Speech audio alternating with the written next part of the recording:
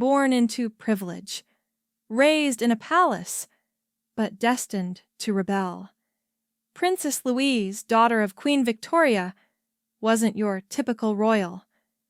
From her first breath on March 18, 1848, during the peak of European revolutions, Louise defied every expectation the monarchy had for her. They wanted obedience. She gave them questions. They offered etiquette. She picked up a chisel. This is the untold story of a royal iconoclast who became a sculptor, a suffragette sympathizer, and the subject of countless royal scandals. From a possible illegitimate child hidden by the crown to affairs with artists, architects, and even a sister's husband, Louise lived on her own terms, no matter the cost. She shattered conventions with every brushstroke, every statue, and every daring decision. The palace tried to erase her secrets, but her legacy is carved into the very foundations of modern royalty. Get ready to discover the most dangerous woman ever born to a crown, the artist, the rebel, the unstoppable Princess Louise. On March 18, 1848, as revolutionary uprisings ignited across Europe, Princess Louise Caroline Alberta was born within the gilded walls of Buckingham Palace, the seventh child and fourth daughter of Queen Victoria and Prince Albert. Louise arrived during a period of profound political and social unrest. The revolutions of 1848, which saw monarchies challenged in France, Germany, and the Austrian Empire, cast a shadow over her birth, infusing the moment with a sense of urgency and change. Within the royal family, too, there was a quiet revolution unfolding. Queen Victoria, determined to ease the agony of childbirth, made the radical decision to use chloroform, a new and controversial anesthetic. This choice horrified the medical establishment and the Church of England, who argued it defied God's will for women to suffer in labor. Victoria's defiance of tradition, however, set a powerful precedent, hinting at the unconventional spirit her newborn daughter would embody. Louise's birth was not just a personal milestone, but a symbolic one. Named after her mother's mother, Louise of Saxe-Gotha-Altenburg, and her father's mother, Caroline of Brunswick, she carried the weight of royal lineage. Yet, from her earliest moments, she seemed destined to challenge the expectations tied to her title. Queen Victoria, a monarch known for her pragmatism and emotional restraint, looked upon her infant daughter and declared she would be something special. This prophecy, recorded in Victoria's private journals, proved prescient, though not in the manner the royal court anticipated. Louise would indeed be extraordinary, not as a compliant princess, but as a questioner, an artist, and a rebel who refused to be confined by the crown's rigid mold. Louise's childhood unfolded in the opulent but restrictive world of the royal nursery, where royal daughters were groomed to be obedient, graceful, and silent. Yet even as a toddler, Louise stood apart. Her relentless curiosity earned her the affectionate but exasperated nickname Little Miss Y among her governesses and siblings. She bombarded those around her with questions. Why was the sky blue? Why did the palace servants live in cramped quarters? Why couldn't she climb trees or ride horses like her brothers, Edward, Alfred, and Arthur? In a nursery where girls were taught to embroider, curtsy, and speak only when spoken to, Louise's inquisitiveness was both a delight and a disruption. Her governess, Lady Littleton, noted in a letter that Louise's endless whys could exhaust even the most patient tutor, yet there was a charm in her earnest desire to understand the world. Louise's greatest ally in her formative years was her father, Prince Albert. A progressive thinker and a patron of the arts and sciences, Albert recognized his daughter's potential and nurtured it with a tenderness that Queen Victoria rarely displayed. While Victoria was often preoccupied with state affairs or her own emotional struggles, Albert made time to sit with Louise in the palace gardens, sketching landscapes and discussing everything from architecture to philosophy. He gifted her sketchbooks and encouraged her to draw from life, praising her early attempts at portraiture and still lifes. Albert's belief in education extended to his daughters, and he ensured Louise received instruction in history, languages, and music alongside her artistic training. His influence was profound, instilling in her a love of learning and a conviction that royalty should serve a higher purpose. This idyllic bond was shattered in December 1861, when Albert died of typhoid fever at the age of 42. Louise, just 13, was devastated. The loss of her father was not merely the death of a parent, but the collapse of her world's emotional and intellectual center. Albert had been her confidant, her mentor, and the one person who saw her not as a royal accessory, but as an individual with boundless potential. His death plunged the royal household into chaos. Queen Victoria, overwhelmed by grief, withdrew into a state of perpetual mourning, cloaking the palace in black crepe and retreating from public life. Her children, including Louise, were left to navigate their sorrow in an atmosphere of silence and repression. For Louise, the loss was particularly acute. Victoria's grief manifested as emotional unavailability, leaving her children to fend for themselves in a court that felt more like a mausoleum. Louise's once vibrant spirit dimmed as she grappled with her father's absence. She turned to her sketchbooks, filling them with melancholic drawings of empty gardens and shadowed rooms, a silent expression of her pain. The tragedy also deepened the growing divide between Louise and her mother. Victoria's insistence on prolonged mourning, demanding that her children prioritize her grief over their own needs, felt suffocating to Louise, whose independent streak was beginning to assert itself. The tension between mother and daughter would define much of their relationship, setting the stage for Louise's rebellion against royal constraints. At 17, Louise faced another blow to her sense of self. In 1865, she was due to make her formal debut into society, a lavish ceremony that marked a royal daughter's transition to adulthood and eligibility for marriage. Such debuts were grand affairs, with balls, banquets, and presentations at court, designed to showcase a princess's grace and reinforce the monarchy's prestige.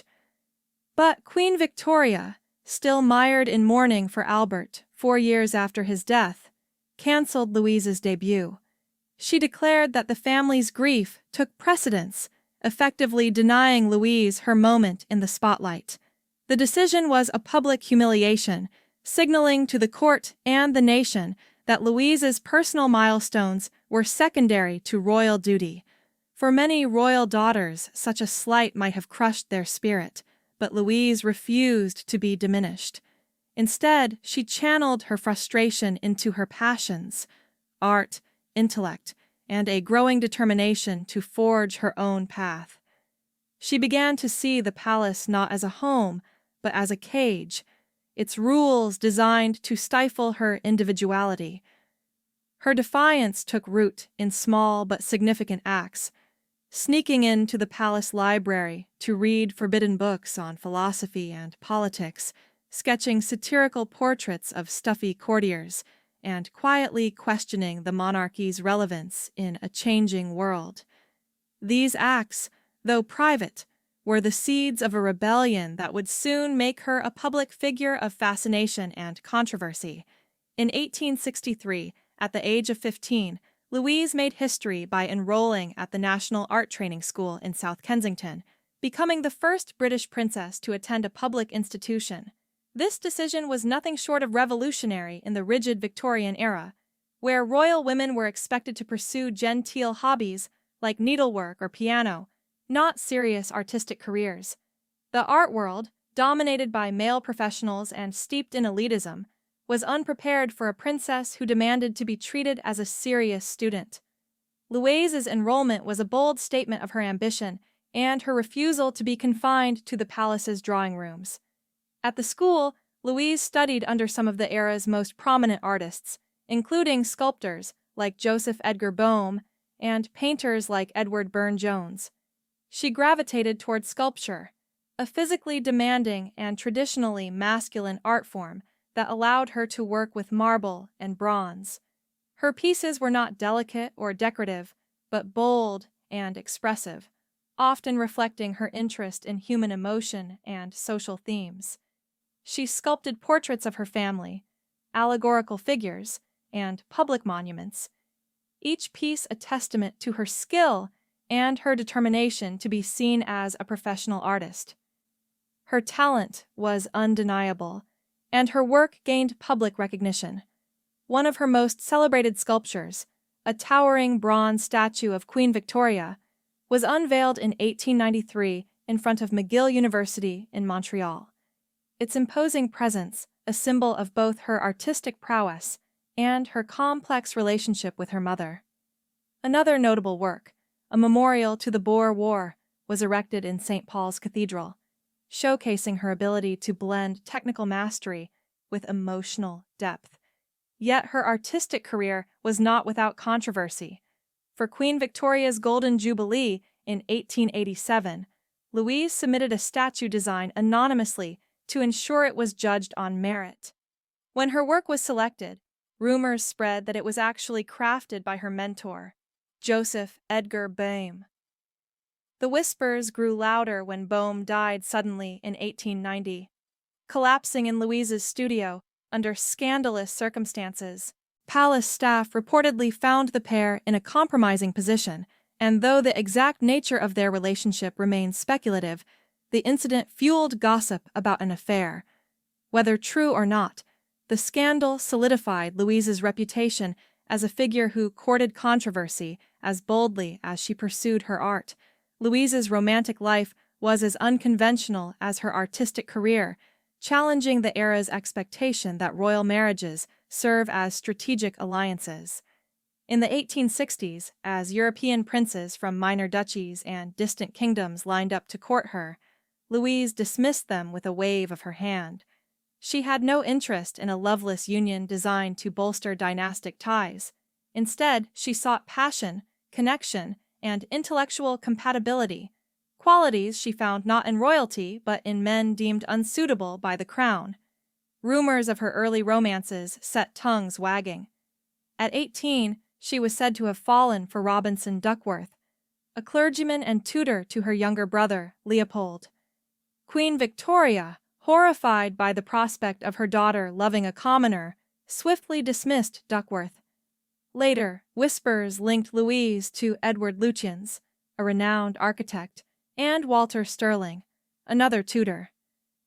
The most explosive rumor claimed that in the 1860s, Louise secretly gave birth to a child, possibly Stirling's, named Henry Lowcock. Raised far from the palace, Lowcock bore a striking resemblance to the royal family, and his descendants twice sought DNA confirmation of their lineage. Both times, the palace refused to cooperate, leaving the mystery unresolved. In 1871, Louise stunned the empire by marrying John Campbell, the Marquess of Lorne, a Scottish nobleman with no direct royal lineage. It was the first time in centuries that a British princess wed a non-royal, and the public was enthralled. The couple appeared to be a perfect match, handsome, cultured, and forward-thinking. But their marriage soon faltered. They lived apart for long periods, and rumors swirled about Lorne's sexuality and Louise's indifference to his late-night carousing. Her letters to friends grew increasingly bitter, hinting at a union sustained by duty rather than love. Yet they remained married for decades, perhaps out of mutual respect or the quiet resignation that often defined royal partnerships. Louise refused to let her personal struggles confine her to the shadows. She threw herself into public work with a fervor that surprised even her family. She founded a charity to help widows afford funerals, opened children's hospitals, and designed embroidery patterns to empower women to earn a living through handicrafts. Her time in Canada, where Lorne served as Governor General from 1878 to 1883, showcased her ability to transcend royal protocol. She hosted inclusive gatherings where aristocrats dined alongside farmers, traveled to indigenous communities to sketch and sculpt, and reportedly began an affair with a First Nations man who modeled for one of her artworks. Her actions, while groundbreaking, scandalized colonial society. Back in Britain, Louise quietly supported the women's suffrage movement, aligning herself with pioneers like Elizabeth Garrett, the first female doctor in Britain. She visited factories, spoke with workers, and advocated for social reforms, believing her royal status obligated her to address injustice. Her progressive ideals often clashed with Queen Victoria's conservative views, particularly on women's roles, but Louise persisted, carving out a legacy as a royal who served rather than ruled. Despite her boldness, Louise was not immune to tragedy. In February 1880, while in Canada during her husband John Campbell's tenure as Governor General, Louise suffered a horrific sledding accident in Ottawa. The sleigh she was riding in overturned on a snowy slope, throwing her violently to the ground. The impact fractured her skull and caused severe trauma to her neck and spine. For months, she was confined to bed, enduring excruciating pain and migraines that would plague her for the rest of her life. The injury also triggered neurological symptoms, dizziness, memory lapses, and episodes of disorientation that doctors at the time struggled to treat. Despite her suffering, Louise refused to return to England immediately, determined to fulfill her public duties in Canada, a testament to her resilience, but also a decision that likely exacerbated her condition. The physical toll of the accident was compounded by emotional devastation. In December 1878, just 2 years earlier, Louise had endured the loss of her beloved elder sister, Princess Alice, who succumbed to diphtheria at the age of 35. Alice's death was a blow to the entire royal family, but for Louise, it was deeply personal. Alice had been a confidant, sharing Louise's progressive ideals and artistic passions. Tragically, the disease also claimed 2 of Alice's young daughters, Princess Marie and Princess Victoria, within the same month. The rapid succession of these losses left Louise reeling, her grief compounded by the Victorian court's culture of stoic mourning, which offered little room for emotional expression. Louise's letters from this period reveal a woman grappling with sorrow, often sketching mournful scenes in her private journals as a way to process her pain. Her relationships with her surviving siblings, particularly her younger sister Beatrice, grew increasingly fraught in the wake of these losses. Beatrice, Queen Victoria's favorite and constant companion, was often at odds with Louise's independent spirit. Tensions escalated amid rumors that Louise had engaged in an affair with Beatrice's husband, Prince Henry of Battenberg, a dashing but restless figure in the royal household. Whispers of the affair began in the late 1880s, fueled by Louise's close friendship with Henry and their shared love of art and adventure. Some courtiers claimed Louise confided to friends that she loved Henry more deeply than Beatrice ever could, a sentiment that, if true, would have been a profound betrayal. When Henry died of malaria in 1896 during the Ashanti War, Louise's reaction was startlingly candid. She reportedly told a confidant that Beatrice meant nothing to him, a remark that hinted at deep-seated resentment and perhaps guilt. Whether the affair was real or a product of palace gossip, it cast a shadow over Louise's relationship with Beatrice, leaving a rift that never fully healed. As Louise aged, her once vibrant demeanor gave way to behaviors that those around her described as eccentric, though they likely reflected the cumulative toll of her physical and emotional struggles. She became preoccupied with her appearance, particularly her weight, haunted by the fear of resembling her mother, Queen Victoria, whose stout figure was a frequent subject of caricature.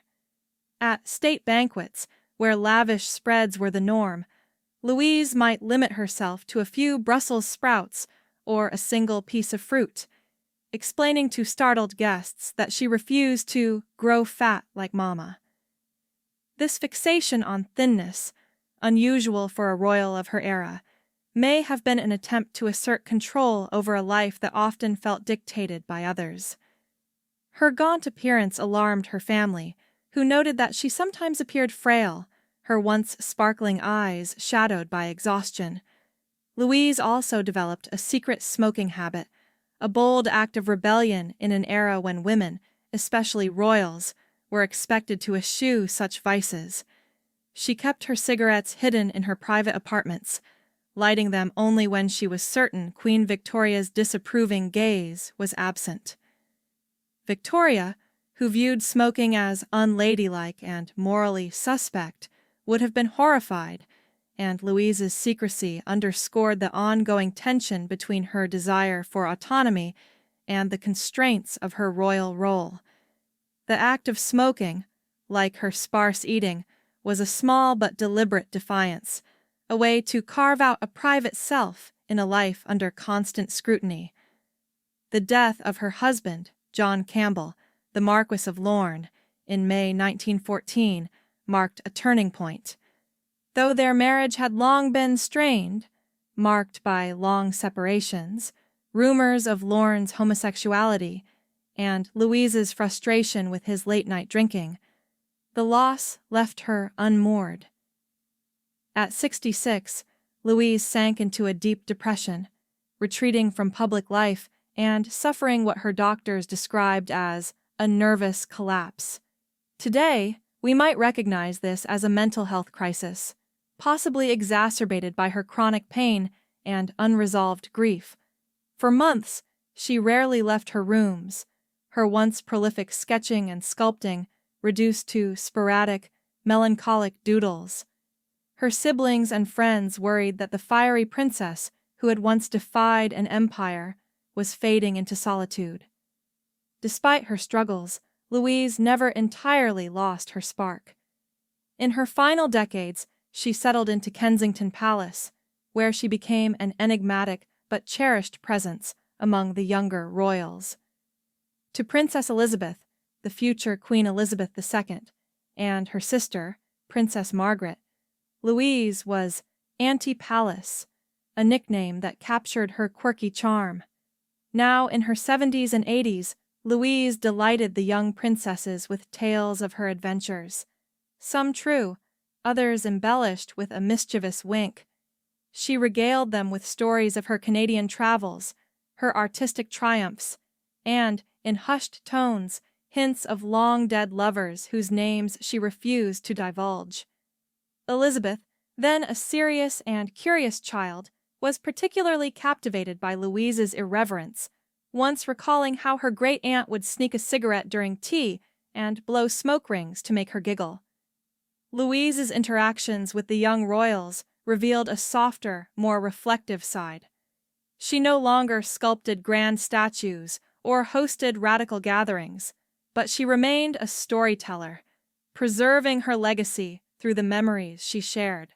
Her apartments in Kensington Palace were a treasure trove of sketches, half-finished sculptures, and mementos from her travels, each item a chapter in a life that had defied convention. To Elizabeth, Louise was not the scandalous figure of Victorian gossip, but a living link to a bygone era, a woman who had navigated the same royal pressures Elizabeth would one day face. On December 3, 1939, at the age of 91, Princess Louise passed away quietly in her Kensington Palace apartments. Her death, coming just months after the outbreak of World War II, was overshadowed by global events, and the royal family, preoccupied with wartime duties, marked her passing with little fanfare. Unlike the grand funerals accorded to other royals, Louise's was understated, reflecting both the austerity of the time and her own preference for simplicity. She left behind no children, no direct heirs, but a legacy that was both monumental and elusive. The palace, ever vigilant about its image, moved swiftly to control the narrative of Louise's life. Many of her personal letters, diaries, and sketches were destroyed or sealed in the royal archives, a decision driven by fears that her candid writings might reveal too much about her scandals, her political views, or her strained family ties. Biographers who sought access to her papers in the decades that followed were met with resistance, and key documents remain locked away to this day. This secrecy only fueled speculation about Louise's life, from the rumored illegitimate child to her alleged affairs, ensuring that her story remained as much myth as history. Yet Louise's impact could not be erased. Her sculptures, including the bronze statue of Queen Victoria in Montreal and memorials in British cities, continue to stand as testaments to her artistic talent. Her charitable initiatives, hospitals, widows' funds, and women's employment schemes laid the groundwork for the modern royal family's focus on philanthropy. Her quiet support for women's suffrage and social reform inspired later generations, including feminist activists who saw in Louise a trailblazer who challenged the patriarchy from within its most rigid institution. Princess Louise was never the archetype of royal perfection, nor did she wish to be. She was the eternal questioner, the little Miss Y, whose curiosity and courage pushed against the boundaries of her gilded cage. Her life was a tapestry of triumphs and tragedies, a groundbreaking education that shattered gender norms, a love life that courted scandal, artistic achievements that rivaled professionals, and social reforms that reshaped royal duty. She lived on the knife edge between obligation and rebellion, navigating a world that demanded her silence with a voice that refused to be stilled. The monarchy may have sought to bury her secrets, but Louise's legacy endures, etched in bronze, whispered in archives, and celebrated in the stories of those she inspired. Her sculptures remain as solid as her resolve, her charities as vital as her compassion, and her defiance as timeless as the questions she never stopped asking. Princess Louise was not just a royal. She was a woman who redefined what royalty could mean, leaving a mark on history that no amount of sealed archives could erase.